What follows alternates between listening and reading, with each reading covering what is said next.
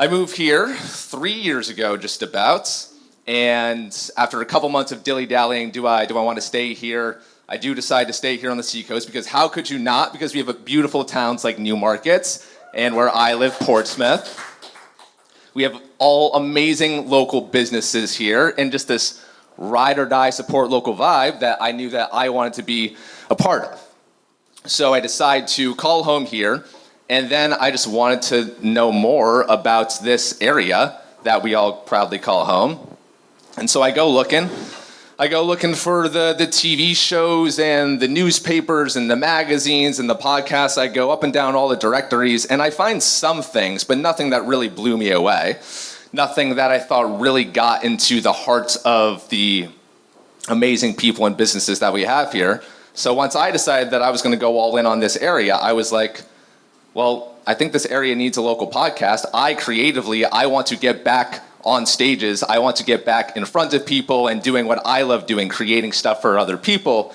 So I decided, let me just take all my years of experience that I've gained working on these big international shows and throw it into something here, something that all of us could rally around here in real life. Not because the shows I was producing before were heard by tens of hundreds of thousands of people around the world, but I didn't know these people. Sure, we have fans in Thailand, in Japan, and Australia, but I'm never going to interact with these people.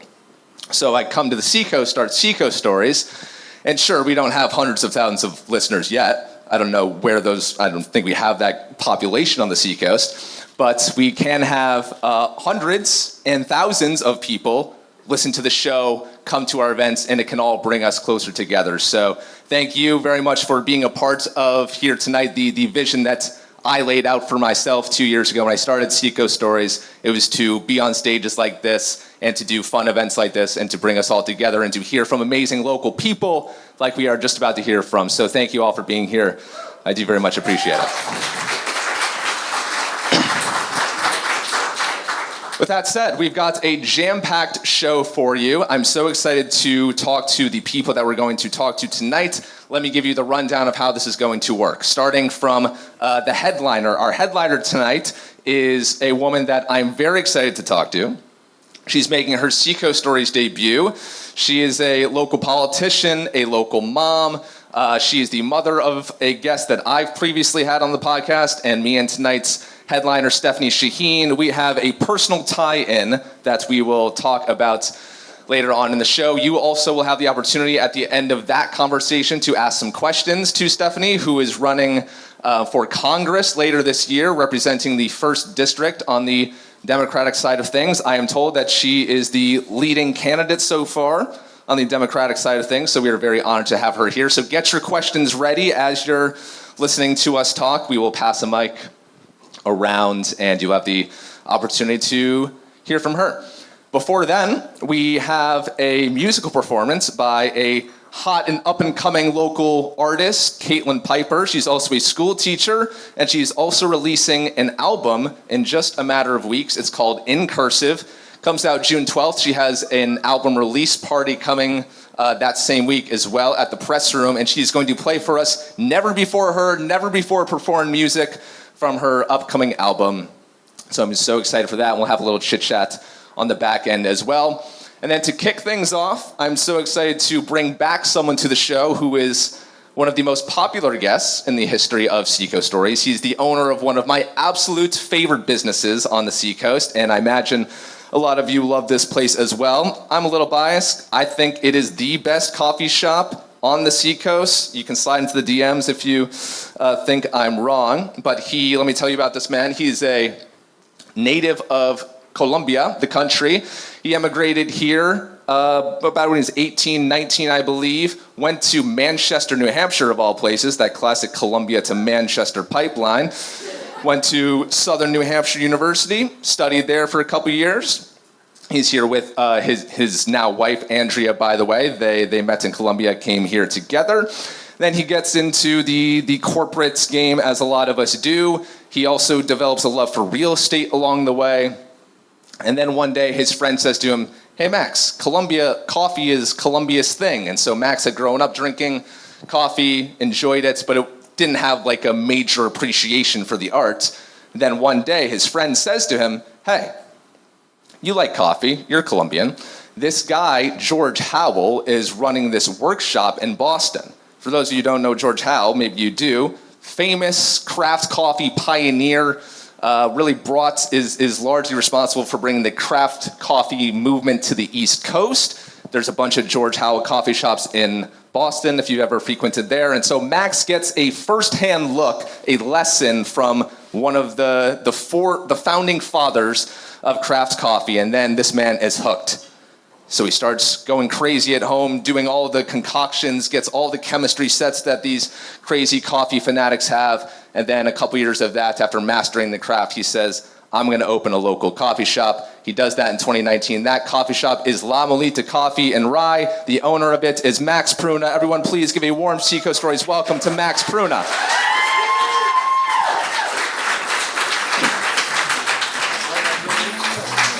Thank you. What a great song choice you chose. I know. And feel free to... How's everyone feeling? Okay, there we go. It's on. Good? Awesome. Max Pruna of La Mulita Coffee, everybody. That was a great introduction, by the way. Why, thank you. I appreciate that. I'm going to cross my legs here, as the internet loves to give me shit for, but I'm going to do it anyway. So, Max, there's so many things I'm interested in. I'm a craft coffee snob, and so I love talking about coffee. Are we La Mulita Coffee fans here? Wow, look at you. So why I think La Mulita is the best coffee shop, and why a lot of people here seem to agree, it's the attention to detail. It is so clear that you care so much about every single step of the process. I don't know if the other coffee shops around here really care truly where the beans are sourced, and if they care about the farmer involved, and if they care about the animals involved in the process, but this is something that is really core to the story of La Mulita. And if you go to the coffee shop La Mulita as well, they're just littered with this dedication to this craft and where it all comes from. Why is that such an important part of what you're doing at La Mulita? Great question. Well, I think through this process of deciding to start the business, going back to Medellin and Colombia to visit the farms was an eye-opener for me, learning how hard a farmer works his farm to produce that crop, and all the labor-intensive work that goes behind that cup. I got to witness that directly and see that a tree of coffee is probably going to generate 200 cherries during harvest year, and that farmer has to go every day, rain or shine, to pick up those ripe cherries. And it's very intensive labor. And when I witnessed that, I said, I have to be an ambassador of all this effort in the U.S. when I start this business. And so I put all this effort day in, day out, and all my team, because it's not only myself, but the team is be the best ambassadors we can of that effort that comes from the farmer. We're the last piece of the puzzle, serving that coffee to the customer, but behind that, there's so much effort. Yeah, take us through the whole process, because I imagine this is something that we probably take for granted every day when we're sipping our morning coffee. Give me the entire journey. Of the coffee cherry. Yeah, I'm going to summarize it and go into each step, but it takes 6 months to get from harvest to New Hampshire. It takes 2,500 miles, and it only takes you, 3 minutes to drink that coffee? So that's the perspective people should have on every cup of coffee that you drink. But in essence, Colombia has harvest all year, depending on which zone of Colombia you're in. But the harvest doesn't happen all at once. It's the cycles where the plant is producing the cherries and they ripe. So it takes time. And so that harvest could last 2 months. Then the farmer gets to the process of depulping, drying, and processing that coffee bean, dries it up, sends it in mule to the to the mills, and the mills package that coffee, goes to the port of Colombia. From that port, gets shipped to New Jersey, and New Jersey ships it in truck to our coffee roastery. That whole process takes about 6 months. Wow. Sometimes it could be taking 4, but in total it's 6 months. And you actually take some of your tenured employees to Colombia, to the farms themselves, right? Yeah, because just as I witnessed such a hard effort and being the ambassador, I feel that is important for the team that is part of La Mulita to experience that, because once you experience that, you treat with such respect the coffee. And that's why you mentioned like the care we put to the coffee comes from seeing how hard a farmer works for that. So I felt it was very important for my team to experience that farm, witness what the farmer, how hard they work at the farm level. So, for us home brewers in the crowd, what do you think are the biggest mistakes that we make at home? yeah, I think the biggest mistake, and sorry if anyone has one at home, but is not paying attention to the grinder. Many people grind on the electrical blade, and that's not meant for coffee. I'd rather someone try to spend $50 on a manual grinder, or buy yourself on Amazon Baratza grinder, an electrical grinder that can produce more consistent grounds out of a coffee bean, because the blade, what it's doing is just slashing the bean, and that causes not a consistent extraction of the coffee, and you're going to taste sourness or bitterness depending on how the slashing went. So the best Christmas gift you can ask for, or birthday, is a good grinder. Start from that, and aside from that is just a nice coffee brewer. Okay, there you go. So there's your advice for the evening. So you started, as I said, La Mulita in 2019, just a couple months before the pandemic hit. Yes. So we talked on our last episode about how you just kind of went, holy shit, this is terrifying, what do I do? And so it was basically just you at La Mulita, no one else, just roasting away, and you were hand-delivering beans throughout the Seacoast. When you had that oh shit moment, what made you keep going, not knowing what was ahead of you with the coronavirus and just how long we would be shut down? And also the coffee business isn't a lucrative business as far as I know. So what kept you so committed to it? Well, at that stage, I had already committed into buying equipment, renting the space. So I was all in. All the money was invested into the business. This happens, COVID happens for all of us. And the only thing I could figure out is like, okay, people are going to start buying online. At least if my website is up and running, I can offer deliveries for free within 1 hour radius of our coffee roastery. And funny enough or not, my kids or my oldest son who's back there, Lucas, was learning how to drive. So it was a great opportunity to bond with him, teach him how to drive, and we would drive 1 hour away throughout New Hampshire delivering coffee. I love that. Well done. That was part of the journey with him. As you look back on the near 7 years of La Mulita, what do you think are the biggest reasons as to why you've been so successful now? Because, I mean, every time I'm there's pretty much lines out the door.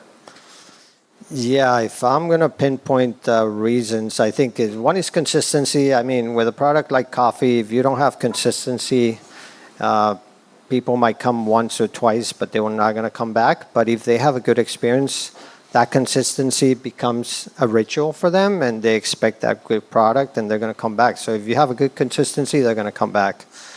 Two, I think, is the authenticity. I mean, nowadays you see it that way, but when I started, the odds were not in my favor. And the reason I say that is, one, the name, La Mulita Coffee. What does that mean for anyone here in New Hampshire? Nothing, right? Two is roastery. I mean, no one knew back then what a roastery meant. You know, they know coffee, but not roasting. And so when they drove by, they would see La Mulita. What does that mean? By the time they finished understanding La Mulita, and they would read coffee roastery, and they wouldn't understand that either. So I think it was a lot of effort of putting on one time into one-on-one conversations. My first 3 years, I think I spent hours and hours talking one-on-one so people could meet me, try to get some comfort level of giving me a shot of trying my coffee. And once they try the coffee, they're like, okay, I kind of like this. Let me try it again. and that word of mouth started spreading. And it's been our biggest marketing is the word of mouth. But I think it's consistency, dedication to one-on-one conversations at the beginning. And once the word spread out, I think it's only been progressing ever since. So. And this was really the first time in your career when you started La Mulita that you were managing other people. You had a staff to take care of and be a leader for. So I know we have some business owners, some entrepreneurs in the room. So I'm sure they would love to hear from you how you go about managing your staff and what is a good leader at a coffee shop do? When you're an entrepreneur, I consider myself a creative mind. And so learning this skill of managing people, it's an ongoing effort I have to put forward. I don't consider myself the best one at it or the one that enjoys it the most. I think I'm better at other things. But to be honest, when I'm passionate about the product, it seems like the team gets really engaged and likes the passion I have for the product. And I think that's helped me tremendously. But as we move forward and growing, my expectations is as we grow is dedicating myself more time into the product and less time into the management. I think we all have strengths and weaknesses, and I think I have other strengths more than being a manager in that sense. But when you're an entrepreneur, you have to wear so many hats at the beginning that I'm wearing many right now. And I want to ask you about some expansion plans that you have in a moment. But on the show this week, I talked to Jen Wilder, the owner of Laney & Lou. I've talked to a lot of restaurant people recently, and as we talk about a lot of issues in the restaurant industry, of which there are so many. Burnouts amongst employees, rising costs of foods. It's a very hard business to make a buck in. And so I asked her what she still shows up to work every day for 11 years into Laney & Lou. So I'd just love to ask that same question to you. This business is, for lack of a better, no pun intended, a grind. What keeps you showing up to work every day? What comes to mind is a couple of things. One is the community where we make part of. It's the best, isn't it? I see many of them sitting here, and it's giving me that opportunity to connect with so many of them in a deeper sense. It's funny. Sometimes I go to work, and I think work is more meeting the people in an intimate level, and so that's a driver for me. Being able to be part of a community. When you're a foreigner here and you're a foreigner where you were born. Funny enough, because when we left Colombia, we were 27 and 25. And so you live all your friends as they're graduating from college. Now when we go back to Colombia, they're in a different cycle. They have kids or, they're in a different stage of life. And here, also being a foreigner. But this coffee shop has allowed me to connect deeply with my customers, to be friends with them. So that inspires me to keep moving forward. The other one is the team. I have a great team. I consider them family.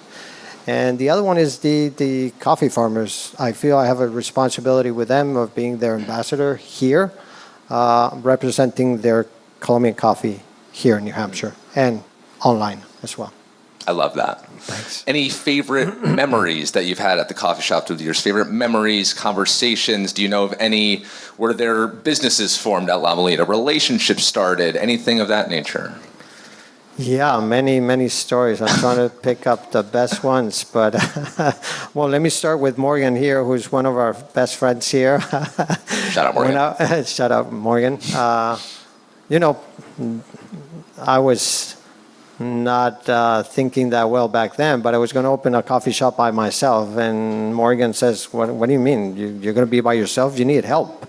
And she's like, I'm going to come and help you out. I'm like, okay. So she comes over, stays at our home, and she was going to be the host, and I was going to be the brewer or the barista. And funny enough, the day prior to opening, she's like, Max, do you have any quarters? We need change for this transaction here. And I'm like, no, I think, how many quarters do we have on the cash drawer? And she's like 5. And that's not going to be enough. She was panicking. But What I'm saying is like through these steps from the beginning to the end, I mean, now we've created partnerships with Loaded Question doing beers.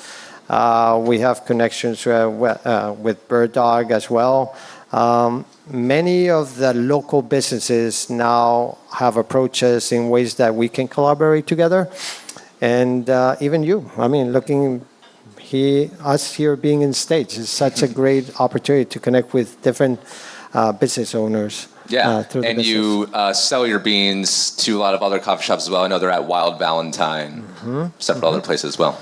Yeah, we haven't pushed that hard, but we do have like 10 customers that we do wholesale business with.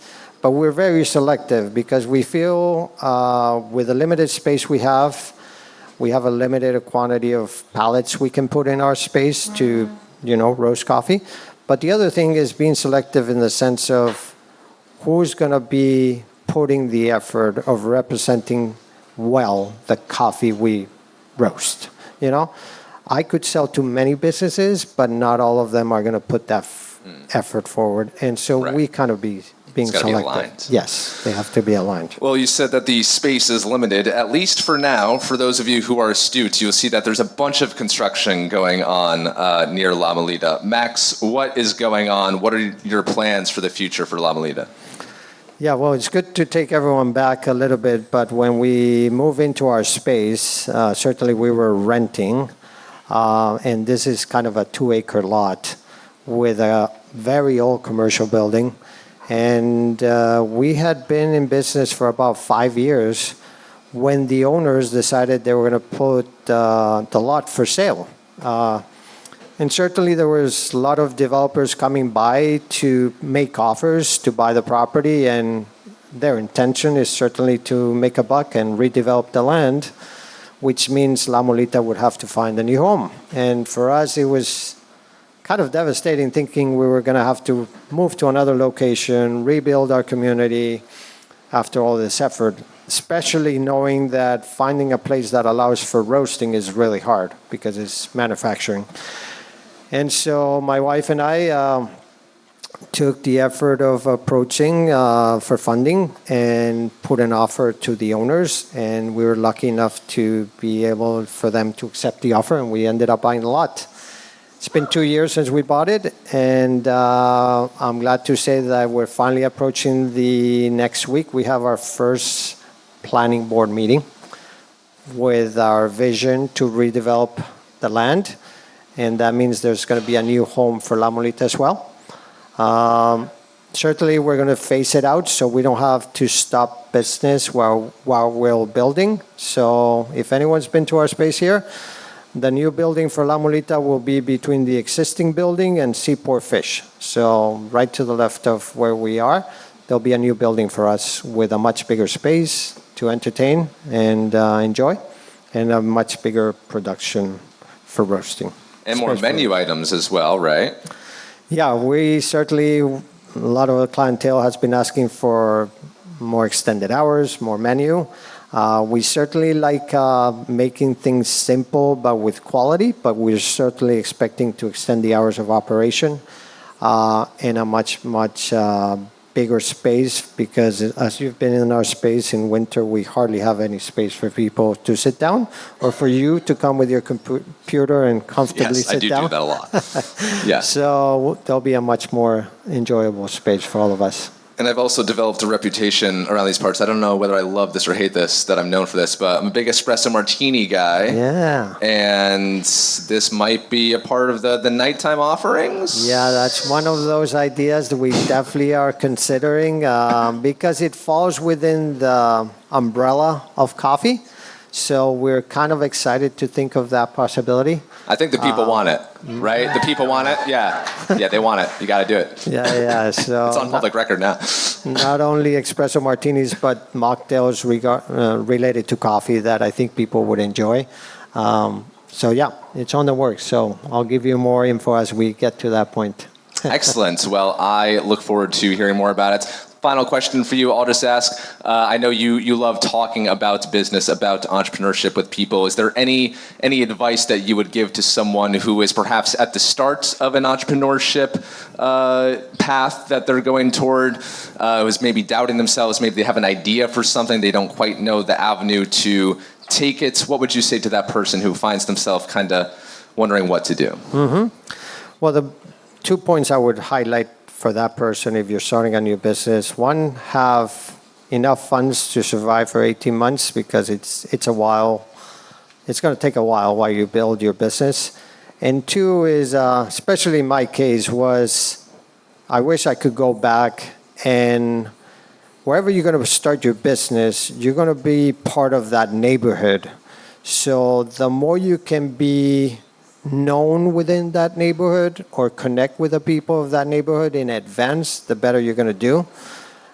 I started without knowing hardly anyone in Rye. I mean, I knew some parents where my kids went to Rye Junior High, but that's not enough for making a business successful. So if anything, I would approach is select the location where you're going to be in and start networking as much as you can in advance, because knowing people creates that network and they're going to support you. So, Max, you're a legend. I think I speak for everyone in the room and the entire Seacoast when I say that we appreciate you, what you're doing, what you have built, and what you will continue to be doing for years to come. So everyone, please give a warm round of applause to Max Pruna, the owner of Mulita Coffee.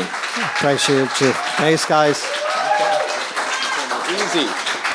Thank you.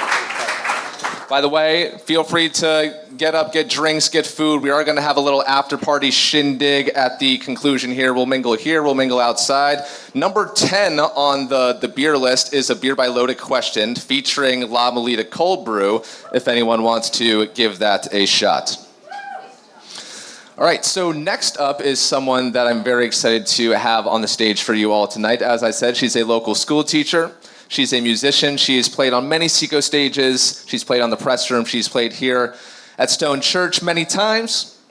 She has an album coming out on June 12th, and she's going to play some of those songs for us in a matter of moments. Everyone, please give a warm round of applause to Caitlin Piper.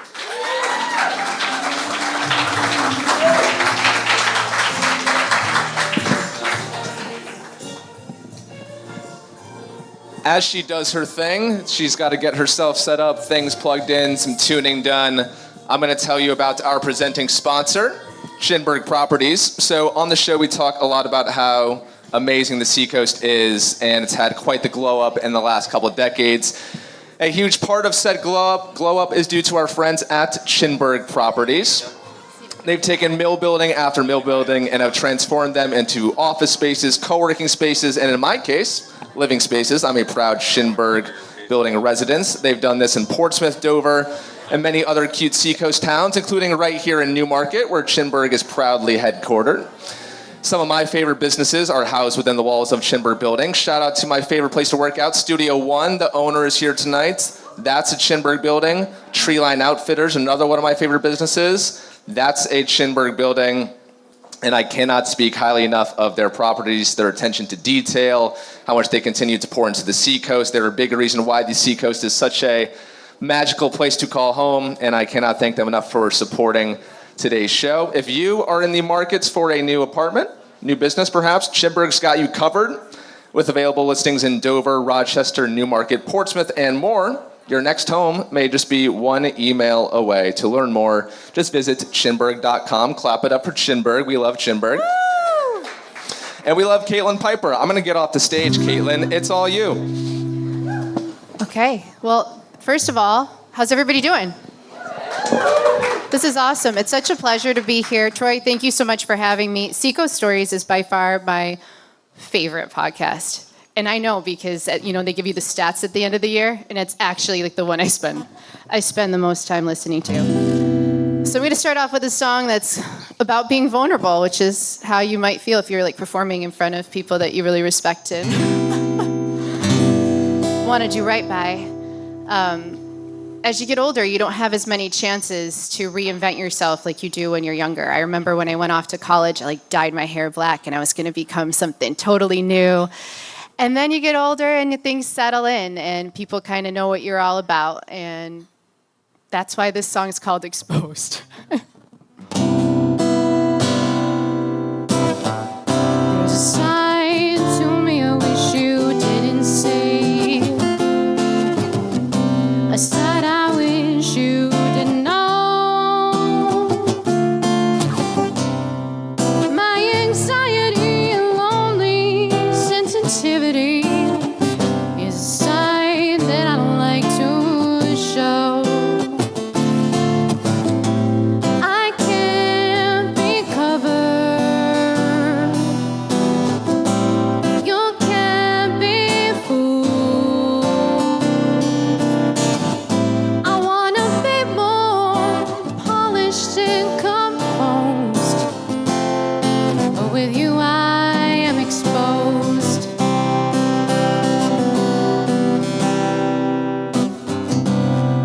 You already know every line, every card I'm gonna play.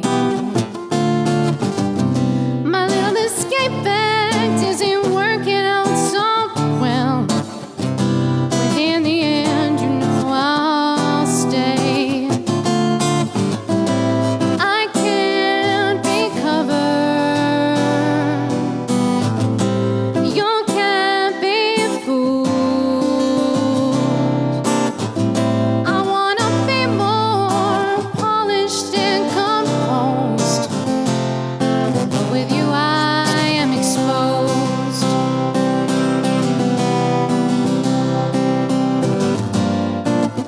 Take me back, turn back time, shut my mouth. Oh, won't you let me hide?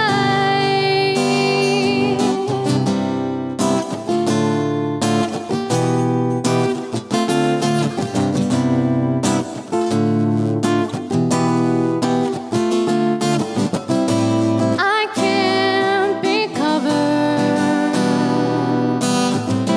You can't be fooled. I wanna be more polished and composed, but with you I am exposed.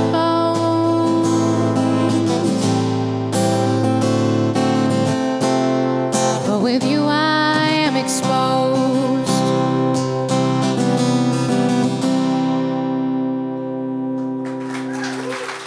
Thank you. Kind of says it all, right? Putting yourself out there, but that's what it's all about. And this next song I want to preface by saying that it's not about my husband, who I love more than anything in this world. Well, maybe I love my right up there with my kids, right? And they're on the same level. Anyway, there's some relationships that we find ourselves in where maybe it would just be a little bit easier if that person like walked away. Kind of the idea of like it's not you, it's me, but like what if you didn't even have to say that? It just kind of dissipated. But you wish him the best.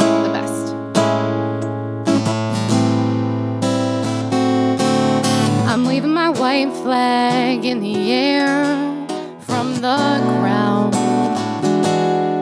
I realize that I don't care. Is that wrong?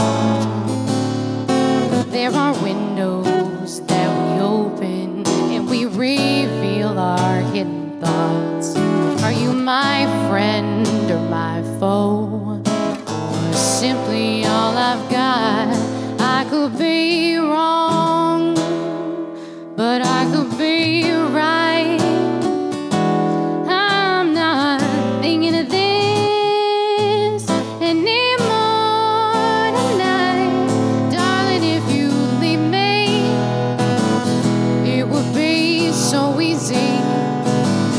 I'm already holding up all of the walls you knocked down.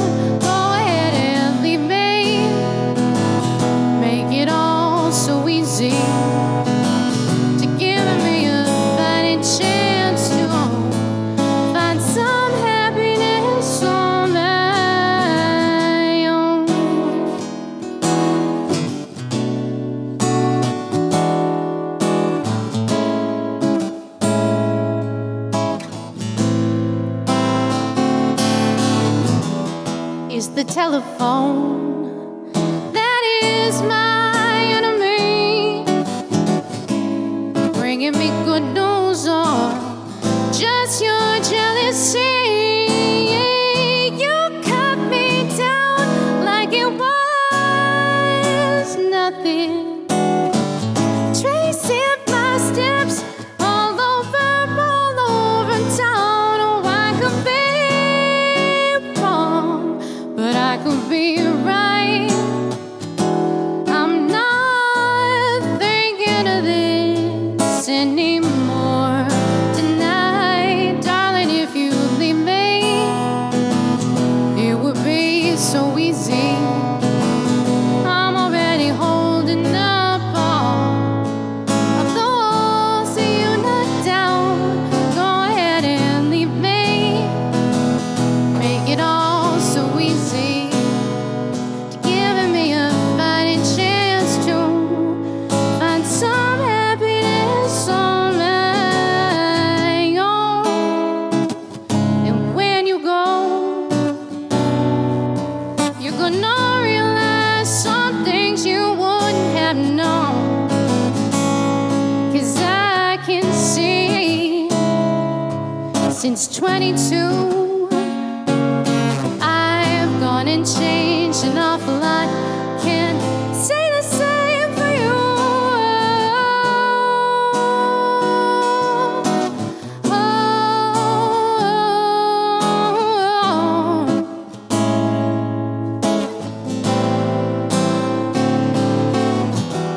Maybe you do, maybe you don't.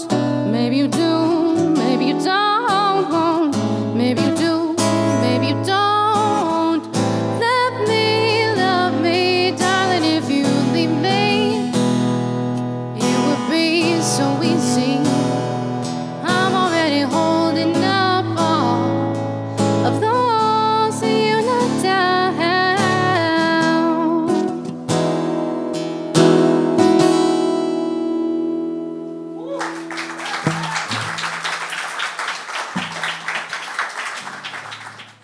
Thank you. This is my final song. They always say you have to tell the audience to be warned. You're fair warned. This is the final one. And this song probably means the most to me because it's got this message that I feel very strongly about, and that's kind of accepting people where they're at. We can spend so much time complaining about every little thing, but if somebody's in your life, you can kind of make that choice that you're going to make it work and love them anyway. So this song is called As Long As You're Around.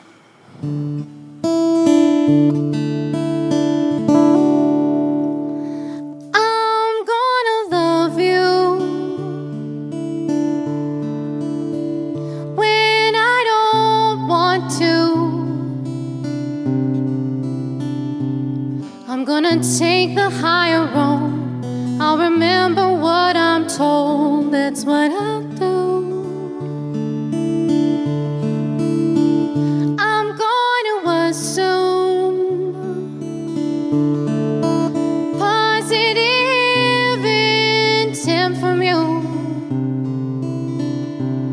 I'll be the first to lend a hand.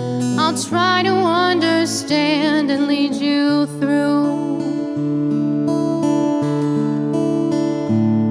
'Cause at the end of the day, isn't that what we're here for?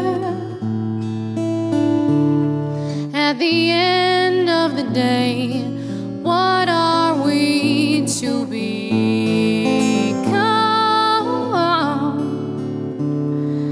I'm gonna lead things with love and give it enough. I won't let it bring me down. I'm gonna love you as long as you're around. Let's try to remember a time when things were better. I'm gonna know you do your best. I'll forget all the rest. That's what I'll do. 'Cause at the end of the day, isn't that what we're here for? At the end of the day, what are we to become? I'm gonna lead things with love and give it enough. I won't let it bring me down. I'm gonna love you as long as you're around. 'Cause at the end of the day, isn't that what we're here for? At the end of the day, what are we to become? I'm gonna lead things with love and give it enough. I won't let it bring me down. I'm gonna love you as long as you're around.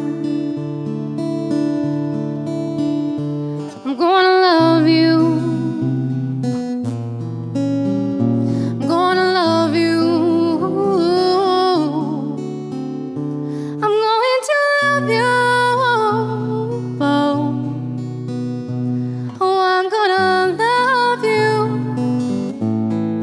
as long as you're around.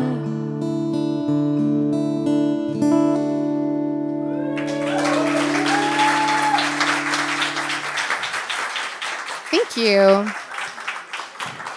All right. Caitlin Piper, everybody, one more time. Thanks. You can put the guitar down. Now we're just chatting. Yeah, rest that bad boy down. Caitlin, I'm so curious to know what this new album coming up, again, comes out June 12th. Take me into your songwriting process. What's the vibes? What's the state of mind? How does this go down? Let me tell you. Okay. Everything is a song. Like, if I had my way, I wouldn't even be speaking to you. I would just sing to you the whole time, which is great for the elementary school teaching position that I have. It works out really well. And what's really catching on in my classroom, if you want to know it, they sing back to me now. So my little students will be like, "Where's your paper?" They're like, "It's over here." I'm like, okay. So I'm starting a whole vibe with this. But from a really young age, I'm an only child, and music just was everything for me. It kept me entertained. It was my connection with a lot of my family. My grandmothers were singers, and my mom went to school for piano for a while. So it's kind of in my blood already. I've been writing these songs for a very long time. Not the ones on the album, but just songs in general.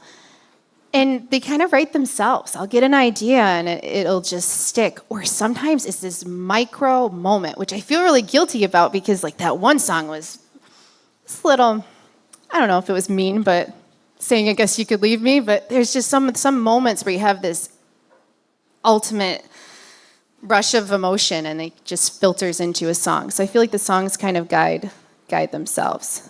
Interesting. And then what is the recording process for this like? Because obviously the music industry has changed so much through the years. You don't need labels and the whole shebang. So what does your album release process look like? Yeah, let me tell you. So I'll be back and I will, or maybe I'll write a book. I'll write a book about what not to do when trying to make an album because I have taken the craziest route with this. I did an RPM album in 2024. So RPM is this challenge where you're supposed to write and record an entire album in the month of February.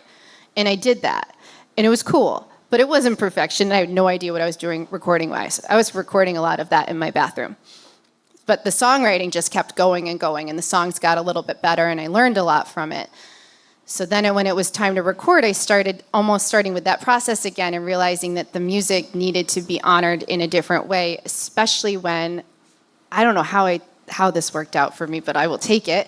All of these amazing Seacoast musicians were like, yeah, I'll play on your album. Like, yeah, I'll put a guitar solo on that. So once they started contributing, I realized I needed to get some additional help. So there are over 10 Seacoast musicians on the album that, wow. Yeah, but this is not, you're not supposed to do it this way. It's supposed to usually be like the same band behind you the whole time.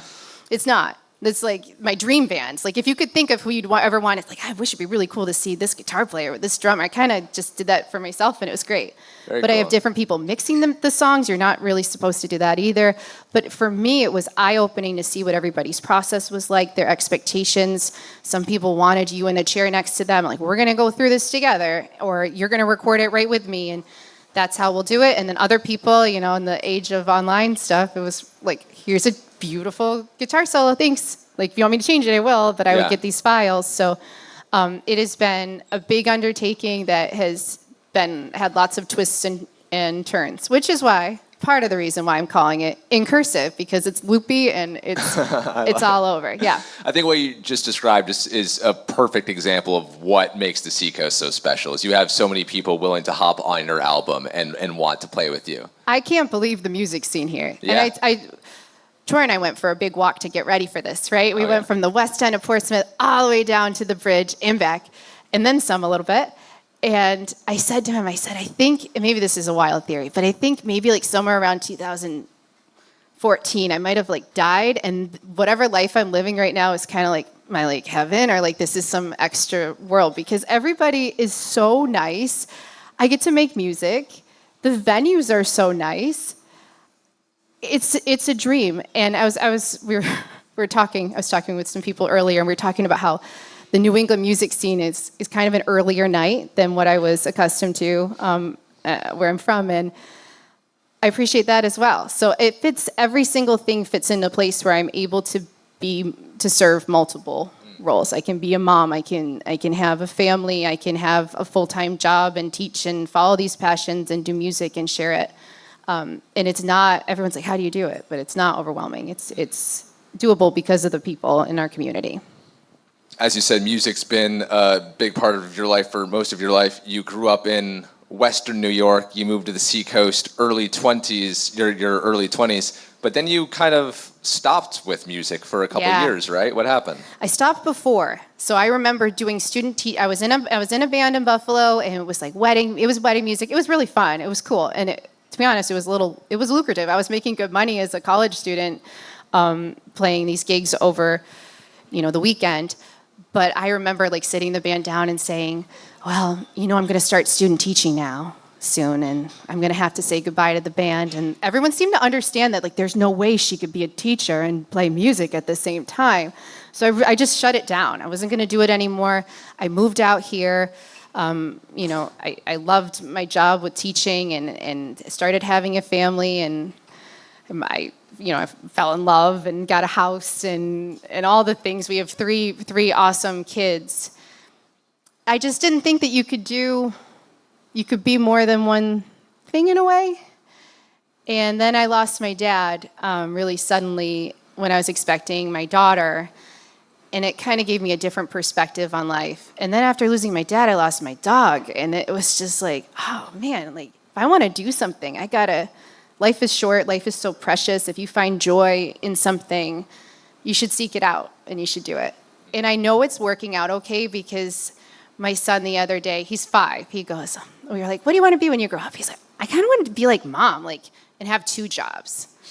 Which I'm like so honored that the singer-songwriter piece is considered a job. He's like, so I think I'll do music, and then it's like, so I think I'm modeling to like follow your passion and be whatever you want to be, and then also just being really accepting of other people and embracing their passions as well, I think is critical.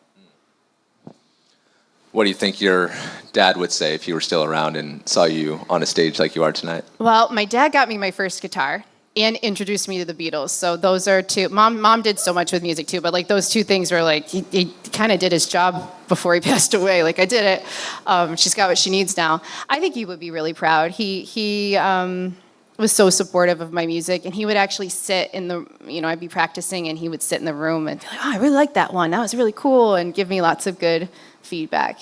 He's the type of person you never felt embarrassed in front of, and he was a counselor and a social worker, and he just was steady and calm, and you really felt like you could be yourself. So I think about that a lot when I work with my students and my own children and my friends, and when people get nervous.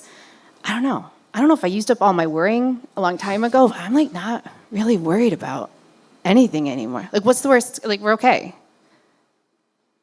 tomorrow comes. Like, Yeah. enjoy it. Life's short. Don't sweat the small stuff. Heck yeah. Yeah. So, and clap it up for that. Yeah, Very right? inspirational. So you made the decision, all right, I'm gonna pursue this music thing, and now a couple years after making that decision, after playing at a bunch of Seacoast venues, writing album about to come out, how proud are you of yourself knowing that you've done the damn thing? It hasn't happened yet. So let's check in after June 12th about how it feels. But right now, I just feel really good. Like, I was giving these amazing concerts in my kitchen. They were next level. Like the COVID times, like, it was amazing. So now I don't feel embarrassed dancing or speaking or any of it. I just feel very open, and I'm really proud of that. Because before, I think anxiety would creep in, or we'd be kind of, oh, what if this happens, or what? Oh no, it's like I've lived enough life where it usually doesn't happen. Whatever you think's gonna happen, and whatever does happen, you can't really prepare for because it's so out of the blue. Right, and you can. And get we're all through it anyway. okay after. Yep. Especially Amen. If you build your support system. Mm-hmm. Yeah. Of which the Seacoast is It is so the Seacoast conducive for me. Yeah. This Amen. only child with, like, I have my mom, but I don't have that many people other than my family that have created. Yeah. You got all these people. No. I mean, this is. I seriously mean that. Yeah. Like, I feel like I found my people in the Seacoast, and what you were talking about in your introduction, the piece about moving here and not finding anything. When I did it before you, it was even more bare. So it's great to see that. Like, hey, I'm new in town. Where could I go? Hey, what's that business about? What's that coffee shop? What's going on in there? Like, I want to know more. And you bring that to people in a really accessible way. Because there's been times I've been holding babies, or I don't know, where you can't get out of the house, and you can still feel like you're in the community through listening to the podcast. But then I'm also inspired to, like, oh, it's not so scary. Like, oh, let's go out and do it. I love that. Thank you. I appreciate that. I mean it. Thank you. Yeah. Album comes out on the 12th. Where can the people find it? It's going to be everywhere. And Everywhere. in fact, because I don't know, this matters to me. I want a physical version of this. So get your CD players out, okay? We're going to find, just like humor me, like just do it. Because it will be something that can be held on to. We can, like, put it in our safes or something if there's a big emergency, and, like, you can pull out your safe and there's the CD. The music will be preserved for hundreds of years because somebody could play it again. I don't know. It will be streaming on all major platforms. Some of those platforms, though, that you click on, like, I don't know what some of them are, but it'll be there. And I hope you check it out, because it's been a great process, and to hear these different musicians together on different tracks is great, and I'm excited to celebrate it with an album release concert the same night. Yeah, gotta have teach your mind. We have to have a due date. Yeah, at the press room, right? It's at the press room. Okay. Yeah. People want to go see Caitlin Piper's album release party, June 12th at the press room. Caitlin, you are a delight. I've loved talking to you. Thank you for sharing the stage with me tonight, for playing some fine music for these fine people, and for all your personal support of me through the last 2 years. You are amazing, and keep up the great work. Thank you. Thank you for having me. You're the best. One more time, Caitlin Piper, everybody. All right, we having a good time, everybody? All right. Love to hear it. So I'm so excited to talk to the final guest of the evening. As I said, she's making her Seacoast Stories debut. There's a lot of credentials for this woman. Former Portsmouth City Council member. She is a theater mom. She was a soccer mom, I'm sure. I don't know if that's actually true, but best-selling author. She wrote the book Ellie and Coach. She has a bunch of amazing children, and she is running for Congress later this year, representing the 1st District, running for House of Representatives. Everyone, please give a warm Seacoast Stories welcome to the great Stefany Shaheen.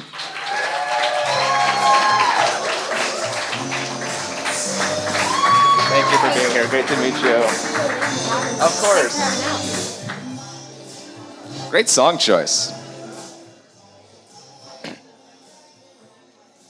And I'm told your daughter Ellie is in the room as well. Is that true? Ellie's here. Wow, Ellie came here all the way from LA just for this. And amazing, thank Just you. for you, Troy. Ellie is an actress out in Los Angeles. She's doing big things, but she is here tonight. So excited to have you both here. I wanted to start by telling you a story that you are probably all too familiar with, being the mother of someone who has performed her whole life. So the show started at 7 here tonight. It's 5:30. It's me and a couple people, and I'm not feeling too hot. And I look at my phone, which is connected to this monitor that I wear on my arm, this continuous glucose monitor I wear. My phone says 100, and I'm like, I don't know, man. Let me check that. So I get out my little finger pricking kit, and I prick myself. I bleed everywhere, and then I pull up my little monitor, and my blood sugar reading, 54. Which, for those of you who know, all of you normal people are probably chilling at like 90 is a solid normal person blood sugar level. Mine was 54, a couple points lower, and I could have a severe problem. Could die on impact. So had to immediately eat. The Stone Church fed me. But then even a couple hours after a pretty severe low blood sugar crash, you're still not feeling hot. So I'm not all here right now. I'm trying to mask it. This is what it's like to be a diabetic, because your blood sugar levels are really wonky on days like this for me, because it's not a normal day for me. Everything is kind of heightened, and your body's not working the proper way. And I'm sure Ellie had this same issue when she was a type 1 diabetic growing up. So I was freaking out earlier today. I'm sure you dealt with that a bunch. And so I would like you to take me back selfishly, because I just want to know more about this. And you wrote about this a lot in your book. Ellie got diagnosed with type 1 diabetes when she was very young. I was 27. I'm 30 now, so I'm still figuring it all out. But take me back to the day it happened, because it's a pretty wild story.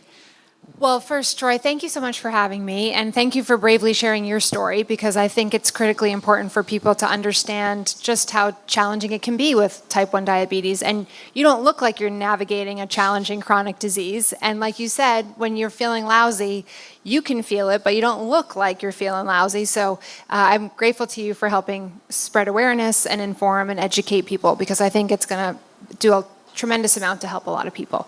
Also, my brother-in-law was diagnosed at about the same age, about 4 years before Ellie was diagnosed. Oh, wow. And my husband and I were together at the time, and I vaguely remembered his symptoms, and it was actually remembering his describing what it was like to find out he had type 1 that helped clue me into some of the things I was seeing with Ellie. So Ellie was 8 years old and in 3rd grade at Little Harbor Elementary School, and starting that fall, things just seemed a little off with her. She seemed kind of irritable. She was only 8, but we couldn't quite put her finger on it. And then a couple weeks into the school year, she complained that she was having trouble seeing the board in math. And so we had her eyes checked, and the eye doctor said, oh, she's fine. But turned out math was right after breakfast, when her blood sugar was probably the highest without insulin.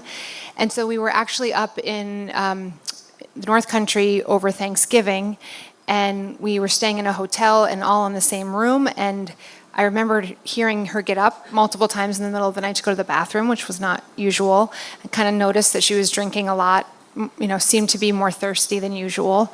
And then there was an indoor pool at the hotel, and I saw her in her bathing suit for the first time since the summer, and that looked big, which made no sense, because why would she be losing weight at age 8? And so I was this was pre-cell phone, it was 2007, so I didn't yet have a smartphone, and I was in the office of the hotel, like in the little office area, trying to WebMD my way to figure out what was going on.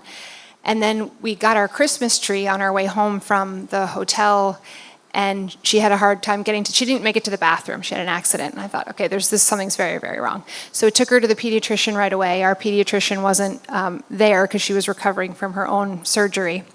And a physician assistant who I didn't know came in and examined her and tried to tell me she was just constipated. And I said, well, my brother-in-law has type 1 diabetes, and I've been on the phone with him, and his symptoms that he describes are very similar to what I'm seeing with her, and I know it's really just a urine test in the office to rule it in or out. Can we just do that? And he, in a very condescending tone, looked at me and said, well, I'll do it if it'll make you feel better, but she's just constipated. And I said, well, great. If it's only to make me feel better, we walk out of here and she's just not feeling well, we'll all be happy. And so, 2 minutes after he ran the test, he came in with his head down, and my pediatrician, Ellie's pediatrician, on the phone. And she said, okay, you have 2 options. You can go to Maine Med or you can go to Boston Children's. if you can't get her there right now, we're going to call an ambulance. If you're willing to drive her and you think you're safe to drive her, and you assure me you're not going to let her eat anything or drink anything, I'll have the emergency room ready for you. And so we got her to the emergency room at Boston Children's. By the time we got to a doctor, he said if we had taken her home without a diagnosis and she had had a normal breakfast the next morning, she probably would not have survived. Her blood sugar was almost 1,000 when she got to Boston Children's Hospital. So It's a miracle to me. She's here every day. She navigates the challenges of type 1 is a miracle to me, and same for you. And I think this is a extraordinarily challenging disease. Yeah. When I got diagnosed 3 years ago, very similar symptoms as Ellie experienced as a young girl. When I showed up to Portsmouth Regional and they're trying to figure out what the deal is with me, they told me that had I waited probably 2 days, had I lived 2 days more, that I probably wouldn't be here anymore. So it's pretty wild. Yeah, it is wild. It is wild. And I think, I always wonder, because I meet so many people whose loved ones or themselves have been diagnosed at different life stages, and I really think, my brother-in-law will always say, I don't know how I would have done it if I was a kid, but you remember life before it. And I think that's really challenging too. I think for Ellie, she can speak for herself, certainly, and I know she shared her stories with you on an earlier episode. But for us, she was old enough to communicate how she was feeling, but she wasn't yet in the throes of adolescence, and it gave us a chance for her to kind of get familiar with what she needed to do and how to navigate it. So I don't know that there's any good age, but I certainly think being 27 is just as hard. Yeah. It's not fun. It's not fun. No walk in the park. No. And so, as someone once told me who also has diabetes, who also was diagnosed very young, that if you're a parent's child with diabetes, you essentially have diabetes too, because Ellie doesn't know too much about what's going on when she's 8 or 9 years old. And so then you were pretty much waking her up every single night at 3 a.m., barging into her room to check her blood sugar levels, right? Yep. Yep. So for those of you who don't know, type 1 diabetes requires constant management of blood glucose levels, and if you're trying to use synthetic insulin either through a shot or through an insulin pump to keep blood sugars in a healthy range, and the optimal range is between 90 and 120, but because people with type 1 no longer have a pancreas that works, it's really challenging to titrate activity level and what you're eating and your stress levels. So for you today, I bet you adrenaline had a huge factor because adrenaline's insulin resistant, so stress creates all kinds of havoc in the body. And for those of us who don't live with type 1, our pancreas just knows. When the brain starts to get stressed or is hungry, it signals to the pancreas, time to get busy, do what you need to do to create that insulin. And when you don't have that ability, you end up having to chase it with synthetic insulin, which is really hard because too much insulin is dangerous and too little insulin is dangerous. So we've had many a night in many hours of the night. And even now, Ellie's glucose monitor is connected to my phone. I could look at it right now and tell you what her blood sugar is. And even last week when she was on the West Coast, I was calling her in the middle of the night to make sure she was awake and treating her blood sugar. She loves that. Because I hate when my mom calls me in the middle of the night. Sorry. My mom called the police on me one time. Yeah, I've done that because too. I wasn't answering her phone calls when my blood sugar was low. I've done that too. That's how Ellie's 18th birthday started, actually.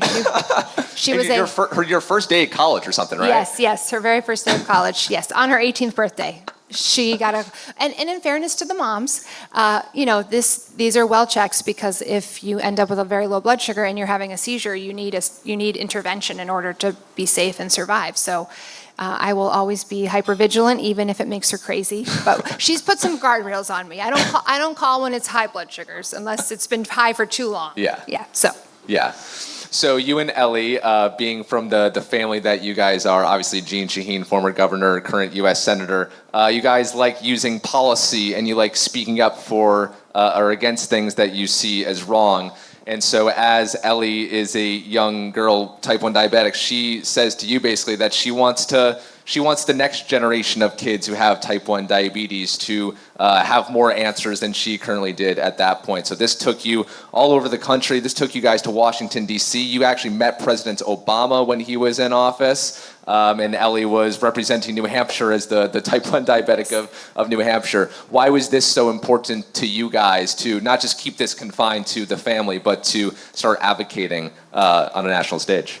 Well, that moment, the very first night we were at Boston Children's Hospital, I vividly remember my husband Craig had left to take care of our other 3 kids, and I was left with Ellie in this room, and she was attached to all these devices. I felt like we had just barely escaped true devastation. I was so afraid and fearful, and I remember sitting on this old radiator in this little hospital room looking out the window, and I could feel myself slipping into despair. It's the kind of fear and stress and despair that comes when you know there's something so catastrophic you have to figure out how to make better, but you don't know how.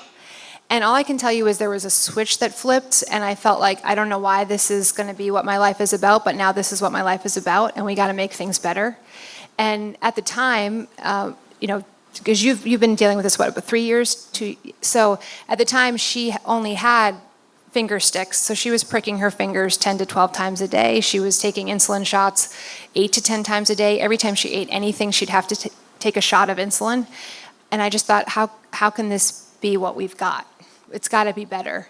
And she was one of the first kids to test a bionic pancreas, which is ultimately what's led to now you having a glucose monitor and an insulin pump that can talk to each other.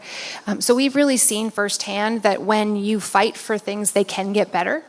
But you got to fight, and sometimes you got to fight harder than others. And it feels like we've been on this journey for 18 years, but in that time, she's bravely committed herself to 3 different clinical trials that's has helped advance things like the very first drug treatment now for people who have the genetic marker for type 1. It's the very first prevention treatment for type 1, so it staves off the onset. So now if you're an 8-year-old kid and you have a sibling who has type 1 and you're at risk, and you have the genetic marker, the doctors can follow you, and if you progress, they can give you this drug that will slow down the progression. So you might save yourself 5 or 7 years, hopefully, where you don't have to take insulin.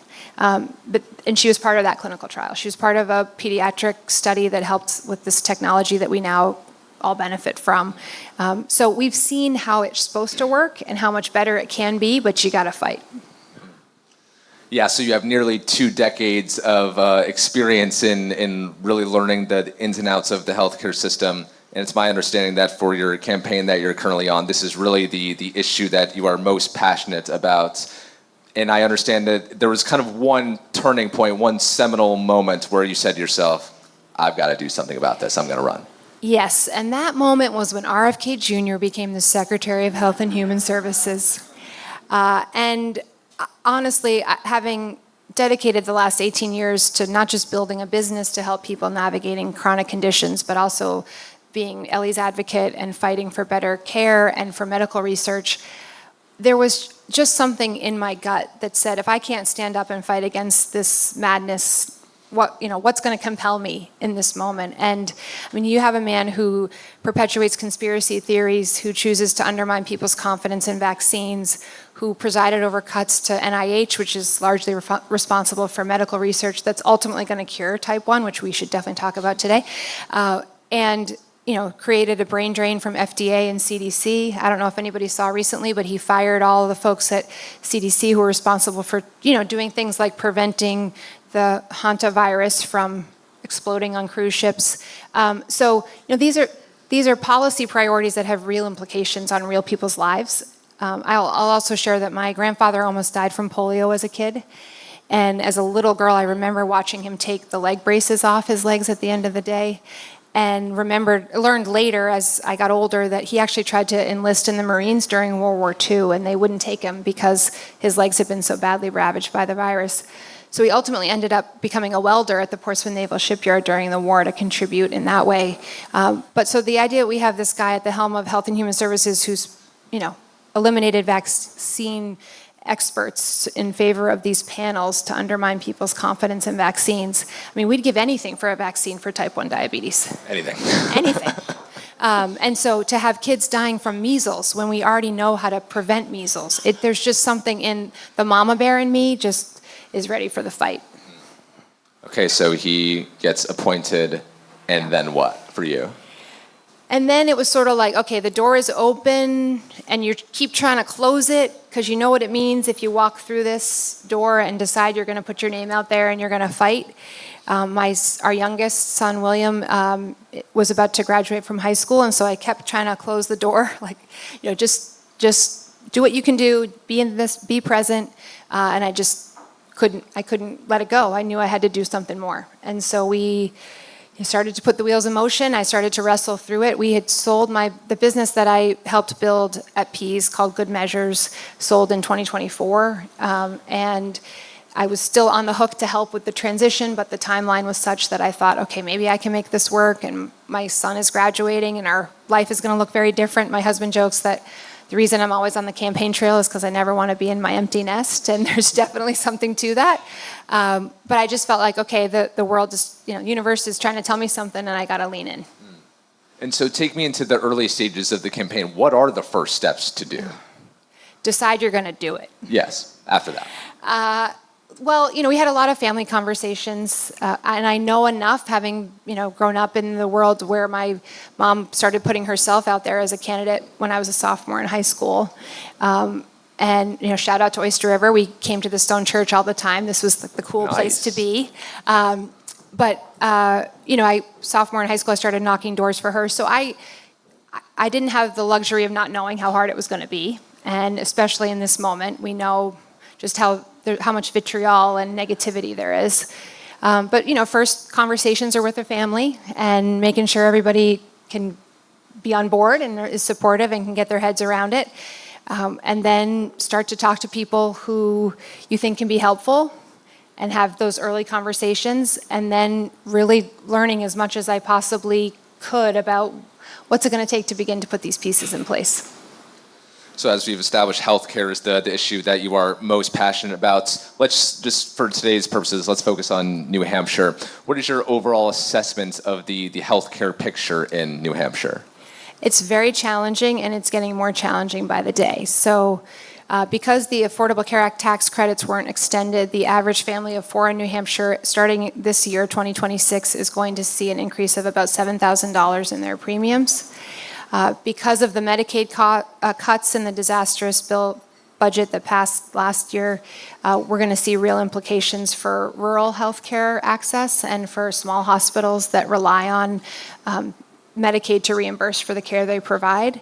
And what will happen as a result of that is that people who rely on Medicaid are not going to no longer need health care. They're just going to need to access it at later stages when things are more acute and more expensive, which means they're going to end up in the emergency room. And they never get denied care in the emergency room. We do have universal health care in the emergency room because people get the care they need when they show up there. But it just means those costs get passed on to everybody else, and it means that the person there isn't getting the care they need before it becomes devastating potentially. So we spent some time up in Conway last week talking to somebody who just had his Medicare Advantage plan cut. And this is affecting about 70,000 people across the state. And think about this. So Medicare Advantage is the supplemental coverage that people who are on Medicare need to cover things like vision, dental, and hearing. Don't get me started. I'm a huge supporter of Senator Sanders' proposal to expand Medicare to include vision, dental, and hearing. And the idea that our eyes, our teeth, and our ears aren't part of our whole body, to me, is going to be one of those things people look back on and say, why did we ever do it that way? But here we are.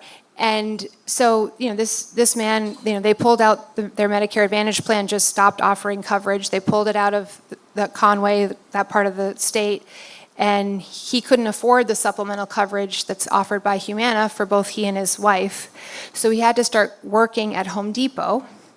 He's in his mid-70s. He had survived a stroke, and he described how, he can't use his hand as well, but he still figured out a way to use the cash register. He has to work night shifts because he's the caretaker for his 103-year-old mother. And this is also, he can afford supplemental coverage only for his wife. He can't afford for both of them. And when I asked if he agreed to let me share his story, and we audio recorded his story, and I asked, he said, I just don't want to go on video because I haven't been able to go to the dentist, and I have an issue with my mouth. So, this is what New Hampshire families are facing, and it's unacceptable. We can do way better than this, and we're faced right now with an administration that's actually asking the American people to spend billions of dollars on a war they haven't made the case for why we're fighting in the first place, in exchange for health care that's going to help keep people healthy and safe here. So I think, I'm very concerned about the state of healthcare in New Hampshire. It's not the only issue we're working on or focusing on. It's not the only issue we hear about, but it's one that I think is at the top of people's list. And so if you are elected later this year, what would you be doing to fight back against these very issues that you just laid out?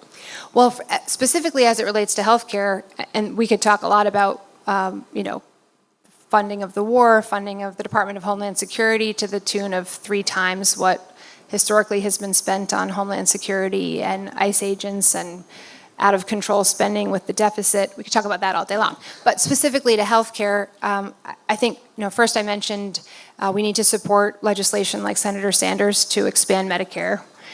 We need to address drug pricing. There's bipartisan legislation now that prevents drug companies from charging us 4 times what they can charge people in Canada.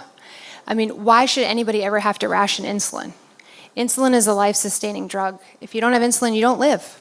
Literally, you can't go 6 hours without insulin and survive. The idea that you have people having to, choose between whether they can afford rent and insulin they need to stay alive is unconscionable. We have to ban the use of AI in healthcare. The fact that we have AI algorithms determining whether someone's eligible for Medicare or Medicaid, which the Trump administration is currently piloting right now in other states, not New Hampshire, thankfully. AI is also being used by insurance companies to find reasons to deny coverage for certain drugs, certain prescription drugs. These are very challenging times. And I think ultimately we're going to have to rebuild the whole system. So, people ask about Medicare for all or universal health care or a public option. I think we have to put everything on the table because the system is broken, but we can't wait for that. There's a lot of things we can do now to make things better and make things more accessible and affordable for people. Well, there are, yes, let's clap it up. As you said, there are many more issues at stake as well, and I know one that is very top of mind for a lot of people on the Seacoast specifically is the topic of housing. Mm-hmm. And you've been in Portsmouth for a very long time, and I saw recently for last month the median home income or the median home price is just over $700,000, which is crazy. Take me back. As I said, I'm newish to the area. How did we get to this point? I mean, it's been quite the escalation in just a couple of years.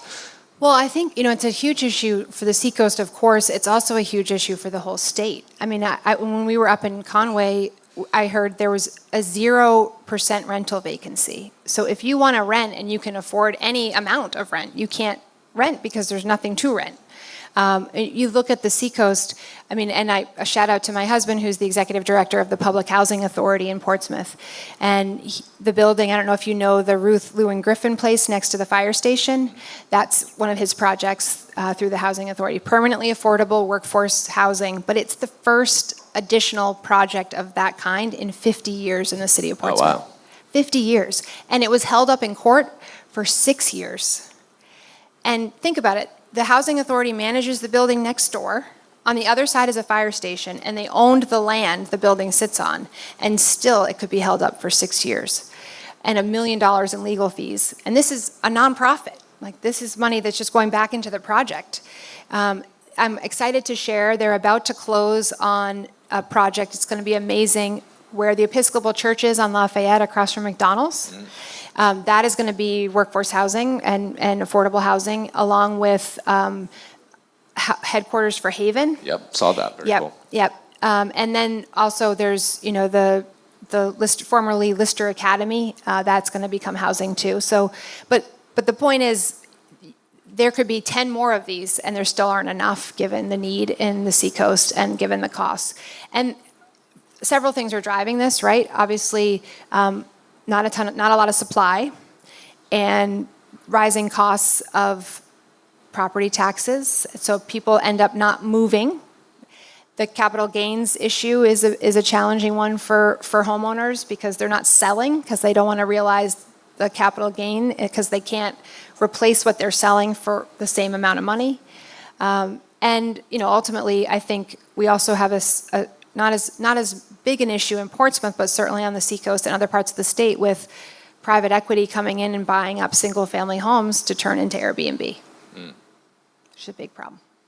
So how does this issue get better? Because a lot of very smart people are working on it because they're very riled up because it affects everyone. I mean, I'm 30, and back in the day, 30-year-olds were married with kids and mortgages, and I know so many people in my age range who aren't even entertaining the thought of having a home. Yeah, well, so first of all, I think actually housing is a critical foundational challenge for the entire state for one most pressing issue, which is we're one of the oldest states in the country. If we don't find ways to keep young families here, we're in real trouble.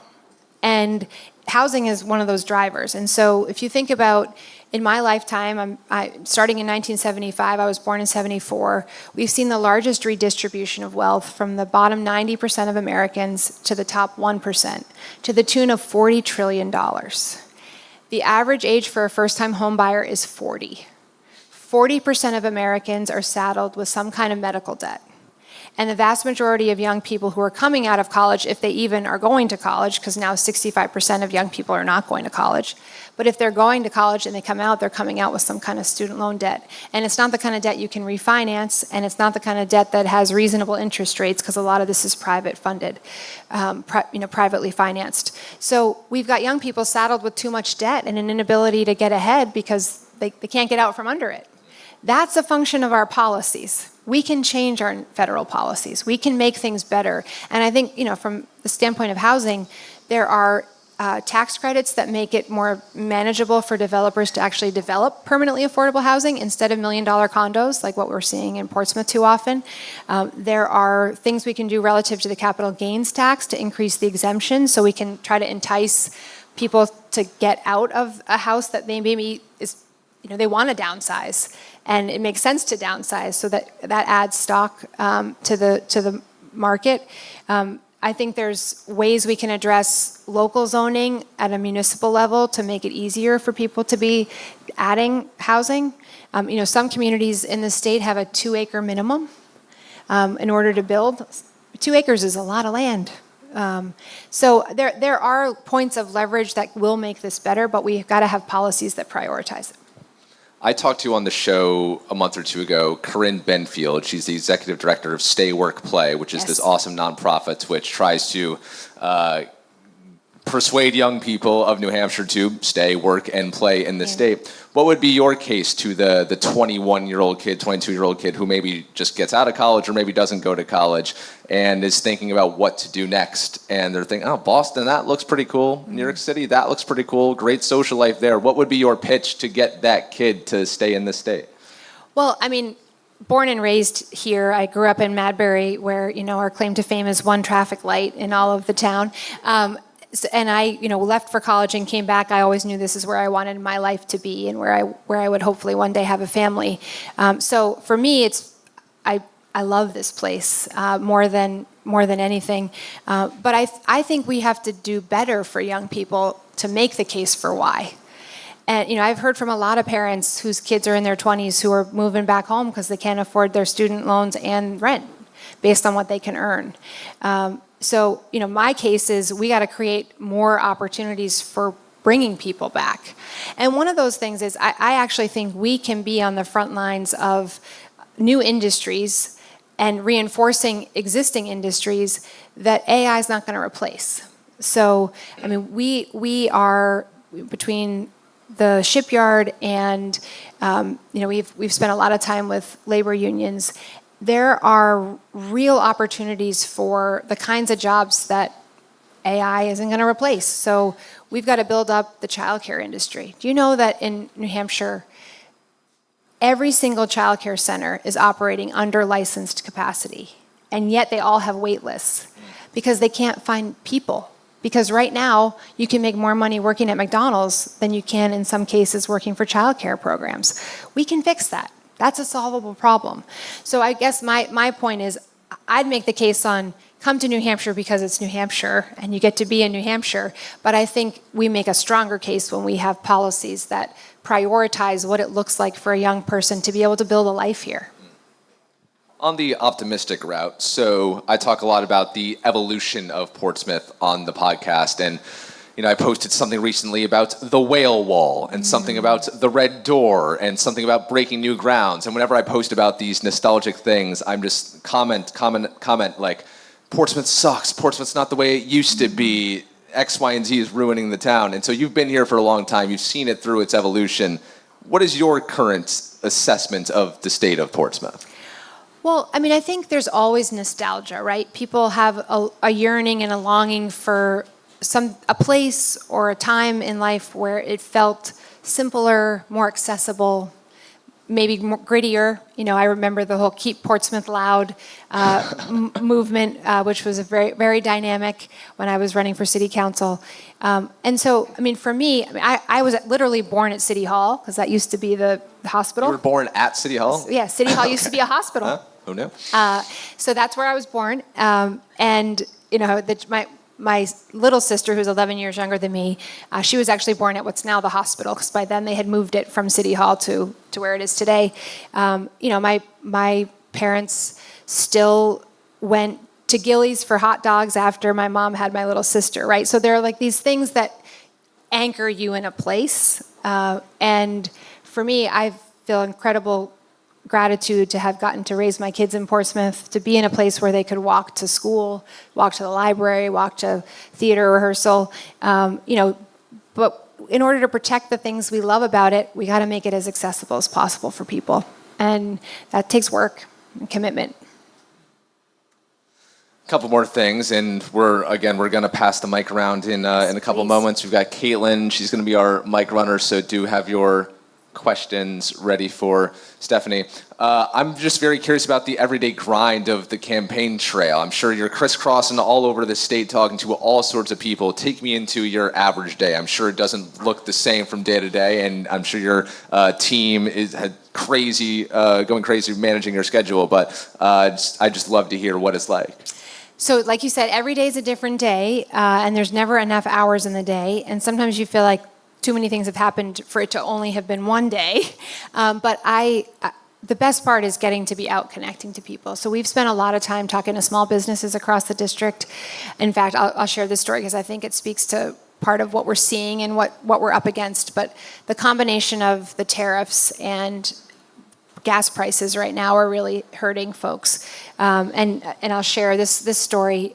One of my very favorite days on the trail started in Portsmouth at the Pride Parade, and it ended in Laconia for Motorcycle Weekend, which was fabulous. It's like the full spectrum of live free or die, from rainbows and parade music to black leather and really loud bikes.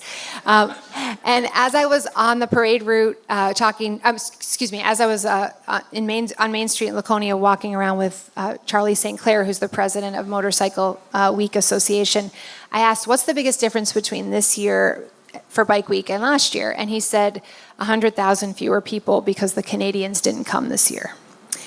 So, I feel like one of my obligations as a part of being on this trail is to learn what people are really up against and to try to do everything I can to shine a light on what these challenges are. I just was in Northampton last week, and I talked to Blue Moon, the owner of Blue Moon Coffee, and they import and roast a lot of beans. And so he was really hurt by the tariffs because the fees associated with importing coffee beans from different parts of the world. And I said, well, have you been getting any relief? Because you're supposed to be getting tariff refunds, right? And he said, well, no, because they can't come through me. They have to come through the distributor, and the distributor is really worried that it's going to be very hard to get those dollars back. He's been trying to get them back, but nobody answers the phone, and it's hard to get the requests through. And he said, and now just when I was feeling a little bit of the relief that I don't have to pay the tariffs, the delivery fees have gone up almost 40% because of gas prices. And he explained that a pallet of coffee beans used to cost him about $640 to deliver, and now it's over $840. So, small businesses are the backbone of our economy in New Hampshire. 90% of small business, of business in New Hampshire is small business. And in fact, this is Small Business Week in the country. It's National Small Business Week. So, that's been one of my favorite things, is just getting to be out. talking to people. Is there anything you've learned on the campaign trail? I mean, you've been in New Hampshire for so long. Anything new that you've learned about the state, about the people, anything that's really inspired you about what we have going on here? Well, I have to say this has been the best opportunity to fall in love all over again with New Hampshire because, not just the places, but the people are resilient. They're earnest. People in general, they want to help each other, and they've been so. Truly, the best gift for me has been able to just listen.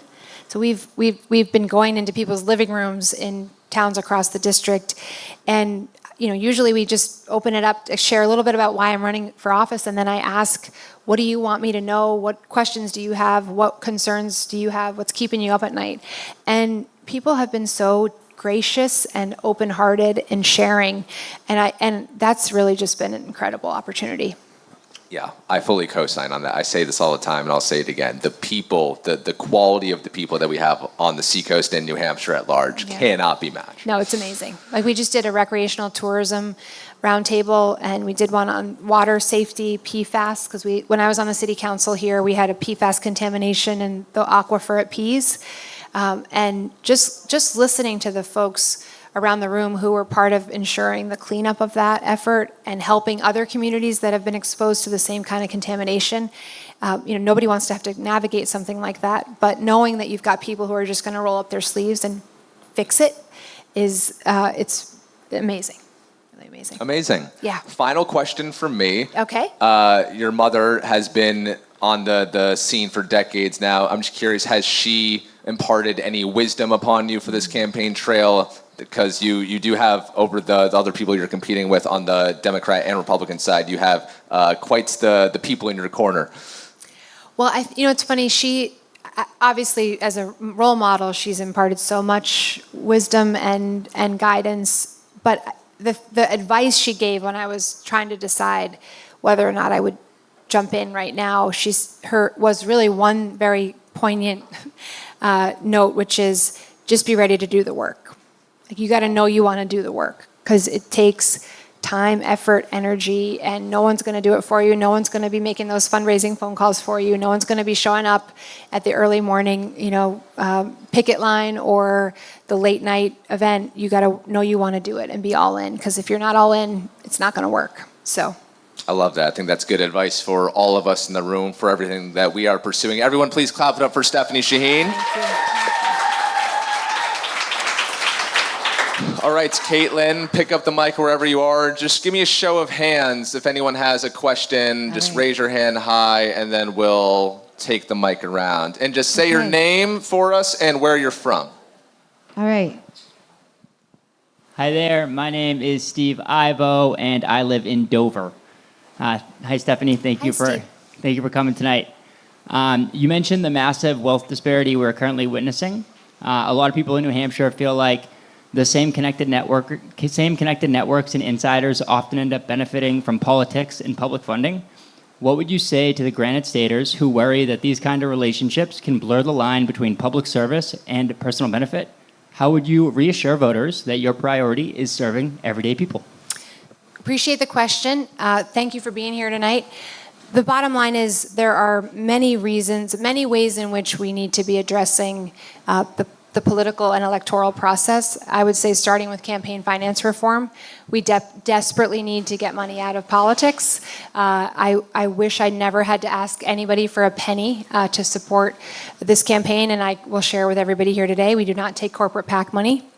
But I think that's a big, we need to restore people's trust in this country and in politics and in government. I think one of the most devastating impacts of the current administration has been eroding people's trust that government can work. And the way we begin to rebuild that trust is demonstrating to the American people that it can work by championing the issues that are going to impact most people the most. And I would start at the top of that list with fiscal policy, with a tax code that makes sense. I mean, the idea that we have some of the wealthiest billion-dollar corporations that haven't paid a penny in federal income tax is just fundamentally unfair. Palantir, Disney, these companies, and I could give you a list of 25, did not pay a penny in income tax. So for everyone sitting in this room who paid their income tax last month, you paid more into the federal government than some of the wealthiest companies in this country. So we can begin to rebuild trust by fighting for the policies that are going to make the biggest difference for the most people. And I think there's a very clear roadmap for how to do that. Thanks. Thank you for the question, Steve. Anyone else? We got a couple minutes for some questions. If anyone has any burning questions about New Hampshire and its future, we got one over here. Just tell us your name. Oh, I know you. Just tell us your name and what town you live in. Hi, I'm Joni. I live in Portsmouth. I'm feeling very depressed about the world these days. Can you give us some good news? You know, it's funny, Joni. One of the things I have navigated as we've gone on this campaign is how to bring hope into a room when it feels so hopeless. Because if you stay in the place of fear and anger and despair, they win. But on the other hand, we know what we're up against, and we've seen what's happened just in the last 18 months. So the thing that gives me hope is people showing up. And I can give you many examples, but one of the most poignant is the effort in New Hampshire to kill the ICE detention facility in Merrimack. And I share that because, you know, I often think about the quote, if you can't run, walk, if you can't walk, crawl, but just keep moving forward. And when that was happening, it was shortly after Alex Preddy and Ellen Good were killed. And, you know, so in the context of killing a facility of that nature, it can often feel like crawling. But what it did was remind everybody that we can still fight back and change can happen. So the combination of the ACLU fighting to get the records released, so we knew the administration was actually cooperating at the state level with folks in New Hampshire, and the local town manager saying, this is how much it's going to increase your property taxes if this building gets bought by the federal government. And then all the local legislators in Merrimack filing legislation to try to slow it down. When I was at the protest, there were 1,500 people showed up. There were many protests in Merrimack, but on the day I was there, this one particular day, there were 1,500 people. And a woman came over to me and she said, I've been monitoring this site now for weeks, watching people come and go and report back to people what's happening.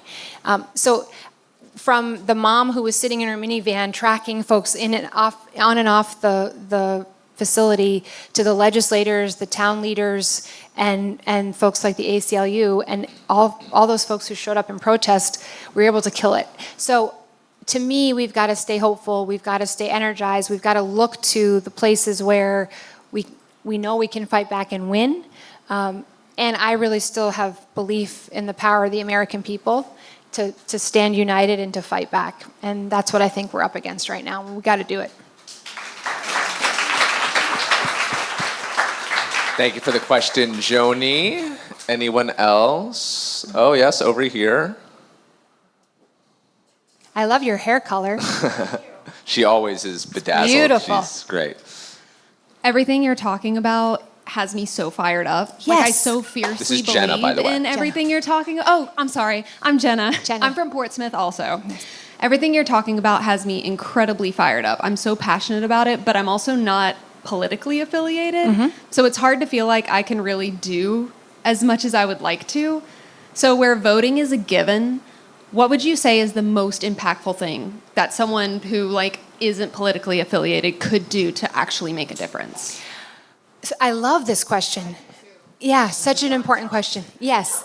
Well, so first of all, the answer will look different for everybody. But I think, obviously, voting, you have a network of influence, people that you care about, people who care about you. And I'll share this story because I think it sort of speaks to the lens through which I give you this answer. So I came home to work on my mom's first gubernatorial campaign in 1996. I was a college senior, and it was fall of my senior year. And I got sent to the Lebanon Town Democrats to represent her. And I was the only non-candidate there, and I had a set of her talking points I was supposed to be addressing.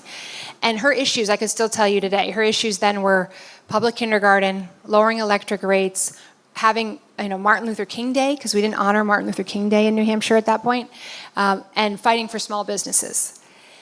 I was 22. So I went up to the Lebanon Town Democrats, and I gave her talking points about lowering electric rates, and cried the whole way home and felt like a complete fraud. How could I, like, who am I to talk about lowering electric rates? So I was a college kid. What I learned by having that experience was if I was going to find a way to contribute at that life stage, I needed to figure out what mattered to me and then try to impart upon other folks why I thought this was an important election and what was at stake. And though, whoever you speak to may have different motivations, may have different issues they care about or that resonate, but I think knowing why you're motivated and engaged and care and being willing to share that goes a long way. And showing up. I mean, you're here tonight. So that's one other thing that gives me hope. Everywhere we've gone, I mean, we've been on this trail almost a year now. This primary is still 4 months away, September 8th. Everywhere we've gone, people are showing up. And they're energized and they want to know what more they can do. And sometimes that means they want to help work on the campaign. Sometimes that means they want to go home and talk to their friends. Sometimes it means they're going to be part of a letter writing campaign, or they're going to be posting on social media. So my plea to folks who feel compelled is know why, what matters to you, be willing to share that with folks. I mean, I even talk to folks at the, I love McDonald's French fries, so I'll even talk to the folks at the, as I'm going through the drive-through. Like, do you have a plan to vote? Can I help you figure out how to vote? Because I do think we have power when we're united and we're together and we're mobilized. And what this administration is counting on is that we have so many reasons to feel hopeless and outraged that we don't know where to channel our energy. And it's easy just to tune out. And that's how they win. And we can't let that happen. Thank you for the question. Thank you, Jenna. And I'll build upon that point. So I had the Portsmouth mayor, Daglin McCackran, on a long time ago. And I kind of asked him something along those lines. And he said, the great thing about New Hampshire, that perhaps this opportunity doesn't exist in other states, is that if there's a problem or if there's something you're passionate about, you can pretty much just start. You can build something. You can start an organization, a nonprofit, a social media account, or whatever that is centered around that thing you're passionate about, and you're not going to face much friction, if any at all. And in fact, if you tell one person and they see your passion, they'll be like, oh wait, I want in on that. I'll help you out. Right. So I think that's really cool and unique about our state. Me too. And I also think, I joke that in New Hampshire we pick the president, right? So there is an expectation also that you will be in people's living rooms and backyards and coffee shops and Stone Church asking, being asked the hard questions and being prepared to answer them. And so even just showing up and asking questions is an important part of this process. So it's awesome. Speaking of which, any more questions in the crowd? Come at me. I know there are more. Oh. Okay. Give us your name and where you live. I'm Tracy. I live in Stratham. Thank you for being here. I completely agree with everything that you're saying and believe it 100%. But at the rate the politics are now, and even the redistricting that's going on across the country, how would you make those changes? How does one person try to make those changes in Congress with all the lobbyists and all the money and everything against you? Because what I see is like the lobbyists and the money is the problem. You go there and you have all these great intentions, but now you're up against the big wall from, Game of Thrones. You got to climb that ice wall. Yeah. How do you do that? Well, so I hear two questions in that. One is, how do we create the mechanisms to address some of the most challenging issues facing the democracy, which is everything from campaign finance reform, which we mentioned earlier with Steve's question, to gerrymandering and the mid-cycle redistricting, which is what's happening right now. And I've heard some really interesting concepts for how to bring together some of the things that are the greatest threats to democracy. So, whether that becomes a constitutional amendment or some other vehicle that could begin to address campaign finance reform, gerrymandering, term limits, age limits, the size of the courts, like some of these things that I believe if we could tackle as a holistic problem would really get at some of the core challenges facing democracy and make government work better for people. But your second point about politically, how do you get it done? I believe that there's going to be a reckoning. And that's part of why what compels me in this moment is to help fight for that reckoning, where we end up having a majority in the U.S. House, because right now there's no balance of power in Washington or in Concord. Republicans control all the branches of government in Washington, and they control all the branches of government in Concord. And that imbalance is not good either way. It's just not good. So we've got to win a majority in the U.S. House, and we've got to win a majority in the New Hampshire House, by the way, to begin to restore and to begin to fight back and push back. And I think when we do that, we'll be able to stop horrible things from happening, but also begin to put in place the good things that can happen again. The other thing I would say is, if you look at some of the more contentious pieces of legislation in the House, it's often somewhere between 8 and 16 votes that either kill a bill or pass a bill. And what I learned as a city councilor is when you run for city council, you don't run as a Republican or a Democrat. You run as a concerned community member, and you run because you're trying to solve problems in your backyard, in your neighborhood, at your school, and the people you seek to serve are looking for folks who are going to roll up their sleeves and get to work to solve the problems facing their community. And when they're not solved, everybody can see. Like when housing prices are so high that nobody can afford a home, everybody sees that. When potholes don't get filled, when a teacher gets cut, and there's a level of accountability that I think has been lost and needs to be restored. Because I think what most Americans want, regardless of where you are on the political spectrum, is enough of the partisanship. Let's get to solving problems. There are very real problems facing families in this country, facing businesses in this country, and we got to get on with solving the problems facing people again. And when we do that, I think it will have a catalytic effect, and we'll be able to do a lot to right the ship. Thank you for the question.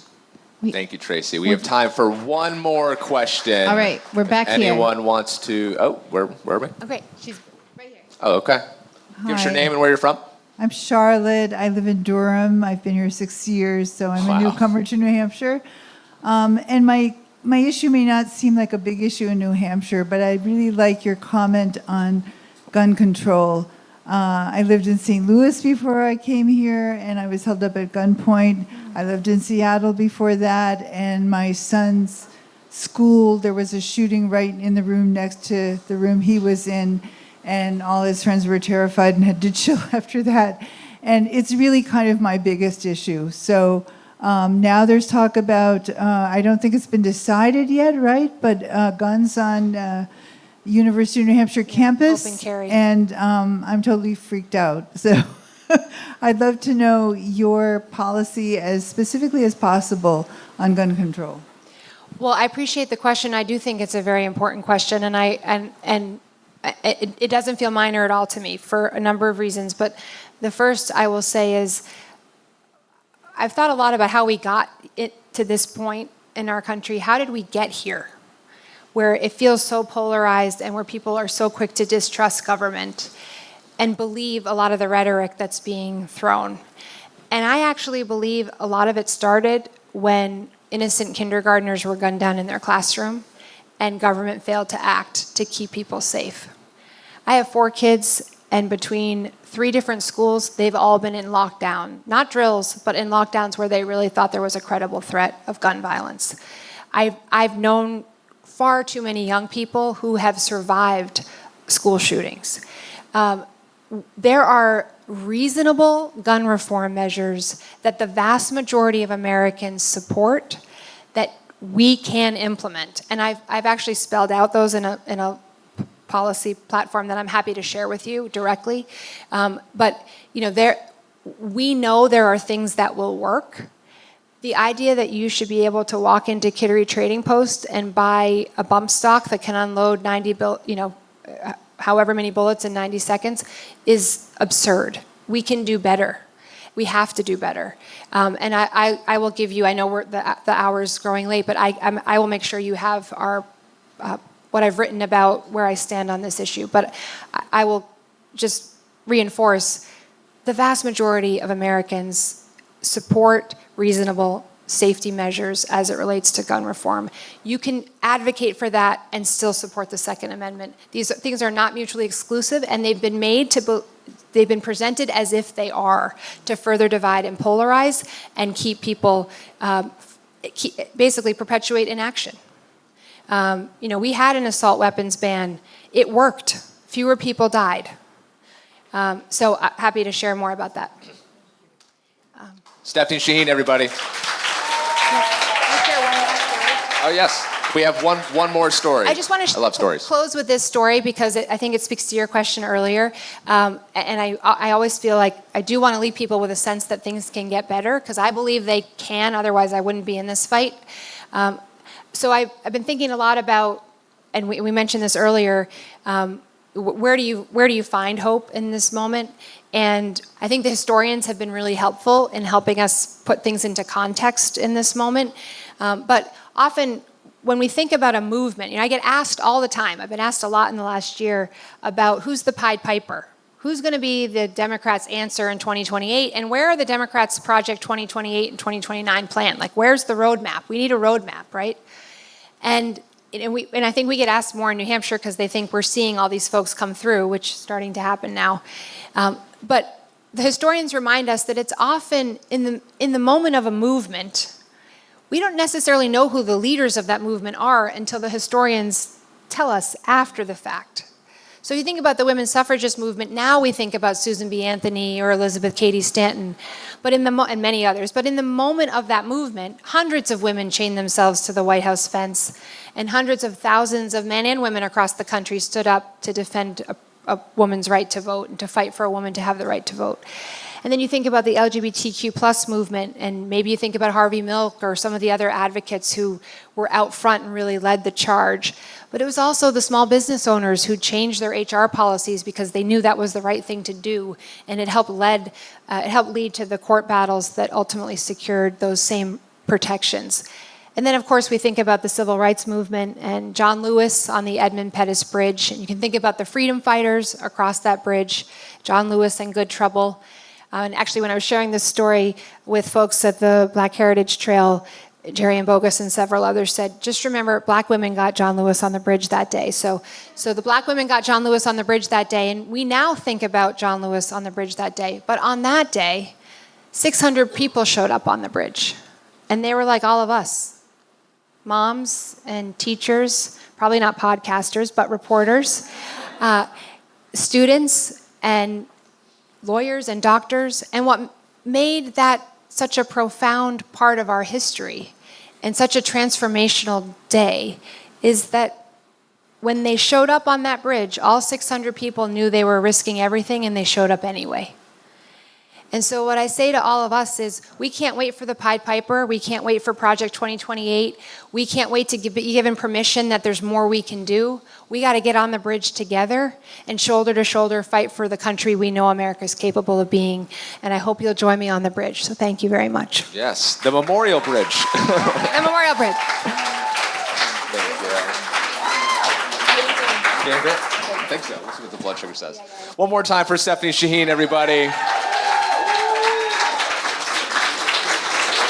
I know she loves to mingle, so as we conclude in a couple minutes, she'll be here. For any questions, comments, concerns, she'll be here.